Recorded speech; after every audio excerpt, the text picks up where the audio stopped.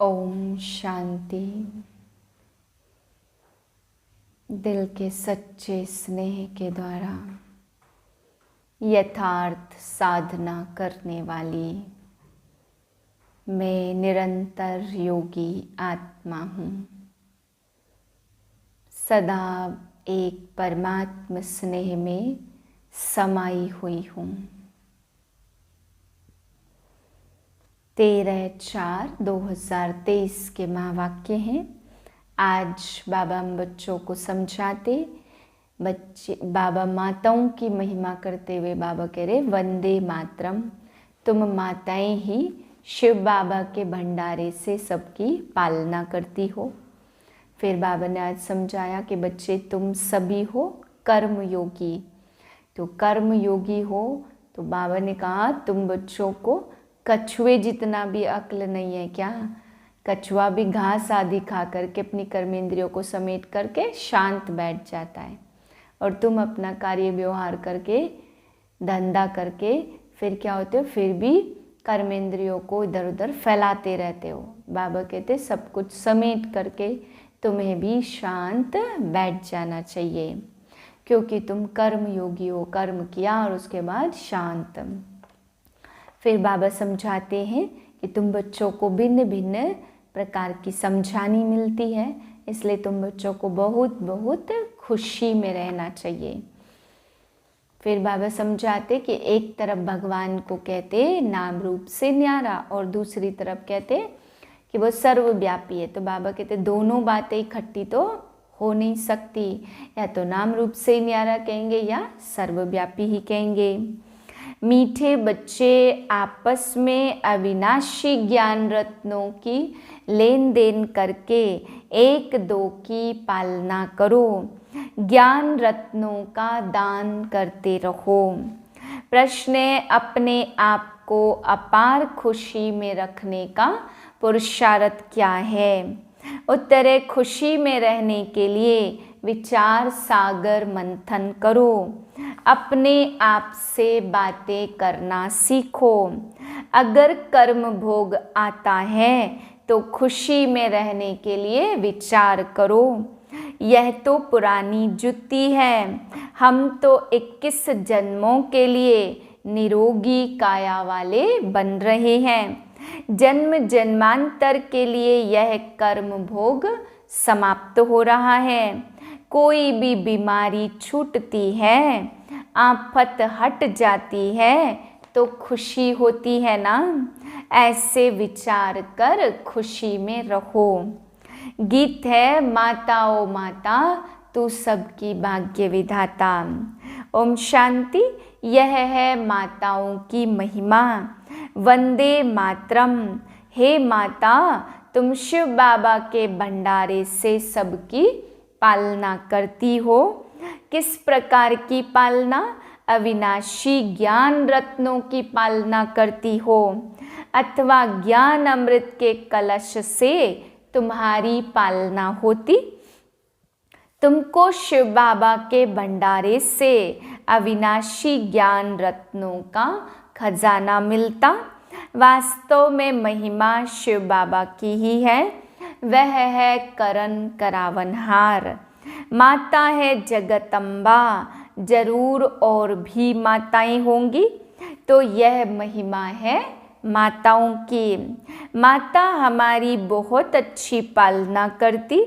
शिव बाबा के यज्ञ में जो रहने वाले हैं उन्हों की भी पालना होती है, और अविनाशी ज्ञान रत्नों से भी माताओं द्वारा पालना होती। मेजॉरिटी माताओं की है। बहुत हैं जो भाई भी बहनों की पालना करते। दोनों एक दो से ज्ञान रत्न की लेन देन करते, एक दो की पालना करते हैं। भाई बहन का और बहन भाई का बहुत रूहानी प्यार होता। इस दुनिया में तो एक दो के दुश्मन भी होते, एक दो को विकार ही देते। यहाँ अविनाशी ज्ञान रत्नों का खजाना देते।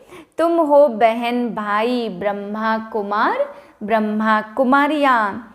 तुम्हारा नाम भी बहुत भारी है। गीत में माताओं की महिमा है, जगदम्बा सरस्वती है तो जरूर और भी बच्चे बच्चियां होंगे। ब्रह्मा है साकारी सृष्टि का पिता। बाबा ने समझाया, जब कोई पहले आते हैं तो उनको बाप का परिचय दो। यह है मुख्य। यह बोर्ड बनवा कर हर एक अपने घर में लगा दे कि स्वर्ग की बादशाही ईश्वरीय जन्म सिद्ध अधिकार है। जो गवर्नमेंट के ऑफिसर्स के बोर्ड होते हैं ना, कोई के पास मेडल्स रहते, सबकी अपनी अपनी निशानी रहती। तुम्हारी भी निशानी चाहिए। बाबा डायरेक्शन देते, अमल में लाना तो बच्चों का काम है। तो कुछ विहंग मार्ग की सर्विस हो, यह बहुत मुख्य चीज है। डॉक्टर, बैरिस्टर आदि सबके घर में बोर्ड लगे हुए होते हैं। तुम्हारा भी बोर्ड लगा हुआ है तो आकर समझो, शिव बाबा ब्रह्मा द्वारा स्वर्ग की बादशाही कैसे देते। तो मनुष्य देखकर वंडर खाएंगे। माया का वार होता है तो कुछ बच्चे सर्विस करते नहीं हैं, तो सर्विस भी होती नहीं है। निश्चय नहीं कि हम बाबा के पास आते हैं, हम ढिंडोरा पीटते, यह सबका अंतिम जन्म है। बाप कहते तुम हो कर्म योगी, क्या तुमको कछुए जैसा अक्ल भी नहीं है। शरीर निर्वाह अर्थ घास आदि खाकर कर्मेंद्रियों को समेट शांत में बैठ जाते। तुम बच्चों को तो बाप की याद में रहना है, स्वदर्शन चक्र फिराना है। बीज में झाड़ का सारा ज्ञान है। इनकी उत्पत्ति कैसे होती, पालना कैसे होती, ड्रामा का 84 का चक्र कैसे फिरता। 84 के चक्र के लिए यह गोला बनाया जाता, जो मनुष्यों को 84 जन्मों का ज्ञान आ जाए। बाप ने समझाया, तुम सिर्फ 84 जन्म लेते हो। जो सनातन धर्म वाले हैं, अर्थात जो ब्राह्मण से देवता बनते, ब्रह्मा की रात और ब्रह्मा का दिन कहते, इसमें 84 जन्म आ जाते हैं। तो त्रिमूर्ति का बोर्ड बनाए लिखना चाहिए, यह ईश्वरीय जन्म सिद्ध अधिकार है। लेना हो तो आकर लो, अब नहीं तो कब नहीं। इस होवनहार महाभारत लड़ाई के पहले पुरुषार्थ करना है। यह बोर्ड बनाना बहुत सहज है। चाहे त्रिमूर्ति लगाओ व शिव का लगाओ, नाम तो परमपिता परमात्मा शिव तो लगा हुआ है। वह है गीता का भगवान। राम शिव क्या देते, रावण क्या देते, यह तुम जानते हो। आधा कल्प है राम राज्य, आधा कल्प है रावण राज्य। बाप पाकर सच बतलाते, गाया जाता सेकंड में राज्य भाग्य। बच्चे कहते हम शिव बाबा के बच्चे हैं, वह है स्वर्ग का रचयिता, तो जरूर हमको स्वर्ग की राजाई देंगे। और क्या देंगे, बाबा कैसा वंडरफुल है। 1 सेकंड में जीवन मुक्ति जनक को मिली। तुम जानते हो अब हम शिव बाबा के बने हैं। शिव बाबा को जरूर याद करना है। जब बाप की गोद ली है, जिससे स्वर्ग का वर्षा मिलता, उनको और वर्षे को याद करना है। जैसे बच्चे धर्म की गोद लेते तो जानते हैं, पहले हम फलाने का बच्चा था, अब फलाने का हूँ। उनसे दिल हटती जाएगी, और इनसे जुड़ती जाएगी। यहाँ भी तुम कहेंगे हम शिव बाबा के एडॉप्टेड बच्चे हैं, फिर उस बाप को याद करने से फ़ायदा ही क्या। मोस्ट बिलवेड बाप इतनी बड़ी संपत्ति देने वाला है। बाप ही मेहनत करके बच्चों को लायक बनाते, ऐसे बाप को तुम घड़ी घड़ी क्यों भूल जाते। और तुम सबको दुख देने वाले जो हैं फिर भी उन्हों को याद करते हो और मुझ बाप को तुम भूल जाते हो। रहो भल अपने घर में परंतु बाबा को याद करो, इसमें मेहनत चाहिए तब ही पाप विनाश होंगे। यह तो सारा कब्रिस्तान बनना है। बच्चे मेरे बने गोया विश्व के मालिक बने। तुम जानते हो बाबा के बने हैं, फिर स्वर्ग के मालिक हम अवश्य बनेंगे। खुशी का पारा चढ़ना चाहिए। बाबा मम्मा भी खुशी से कर्म भोग भोगते हैं, फिर भविष्य 21 जन्मों का सुख कितना भारी है। यह तो पुरानी जुत्ती है, अभी कर्म भोग भोगते रहेंगे, फिर 21 जन्म के लिए इनसे छूट जाएंगे।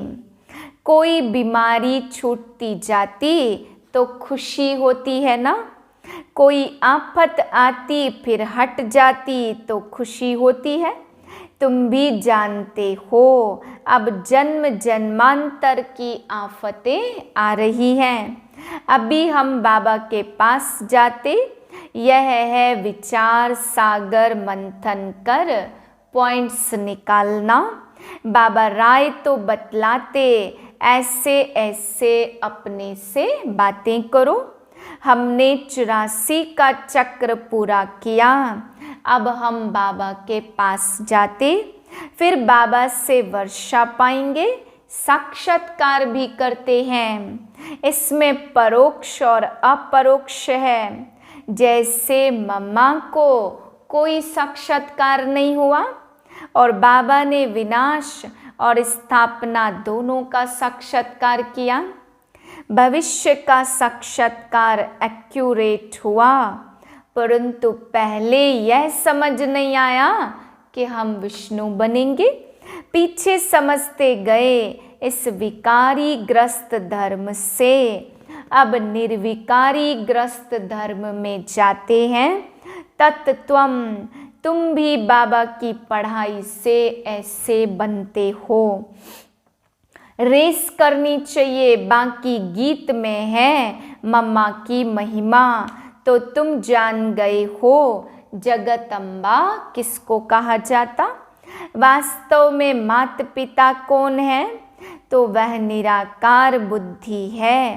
पिता तो गॉड फादर ठीक है, वह निराकार है और माता तो निराकार हो न सके। फादर निराकारी जरूर वर्षा देंगे। कितनी वंडरफुल बातें हैं। अब बाप खुद कहते, हे आत्माएं मुझ बाप को याद करो, तुम हमारे बच्चे हो। तुमको वर्षा लेना है, सिर्फ तुम मुझे याद करो। गुरु ब्रह्मा मशहूर है, ईश्वर सर्वव्यापी कह देते, बेअंत कह देते। अभी समझते हैं कि यह तो माया रावण ने कहलवाया। एक तरफ कहते नाम रूप से न्यारा, दूसरी तरफ सर्वव्यापी। तुम्हारी सगाई अभी शिव बाबा से होती, तुम मुझे याद करो। तुम्हारी आत्मा पवित्र बनेगी तो तुम मेरे साथ चलोगे। मैं तुम्हें नैनों की पलकों पर ले चलूँगा। सिर्फ तुम मुझे याद करो तो मैं गारंटी करता हूँ तुम पापों से मुक्त हो जाएंगे। एम ऑब्जेक्ट बिगर पुरुषार्थ कैसे करेंगे, यहाँ अंधश्रद्धा की बात नहीं है। मृत्यु लोक खत्म हो जाएगा, यह चक्र फिरता ही आता। अच्छा, मीठे मीठे सिक्के लदे बच्चों प्रति माता पिता बाप दादा का याद प्यार गुड मॉर्निंग। रूहानी बाप की रूहानी बच्चों को नमस्ते। हम रूहानी बच्चों की रूहानी बाप को नमस्ते।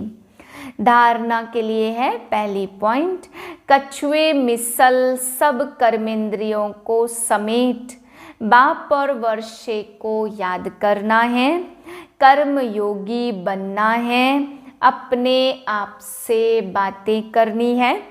दूसरी पॉइंट है, आपस में ज्ञान रत्नों की लेन देन कर एक दो की पालना करनी है, सबसे रूहानी प्यार रखना है। वरदान है, दिल के सच्चे संबंध द्वारा यथार्थ साधना करने वाले निरंतर योगी भव।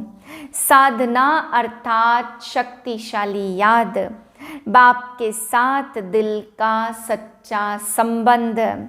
जैसे योग में शरीर से एकाग्र होकर बैठते, ऐसे दिल मन बुद्धि सब एक बाप की तरफ बाप के साथ साथ बैठ जाए, यही है यथार्थ साधना। अगर ऐसी साधना नहीं तो फिर आराधना चलती है, कभी याद करते कभी फरियाद करते। वास्तव में याद में फरियाद की आवश्यकता नहीं। जिनका दिल से बाप के साथ संबंध है वह निरंतर योगी बन जाता है। स्लोगन है, करन करावनहार बाप है, इस स्मृति से बेफिक्र बादशाह बन उड़ती कला का अनुभव करते चलो। ओम शांति।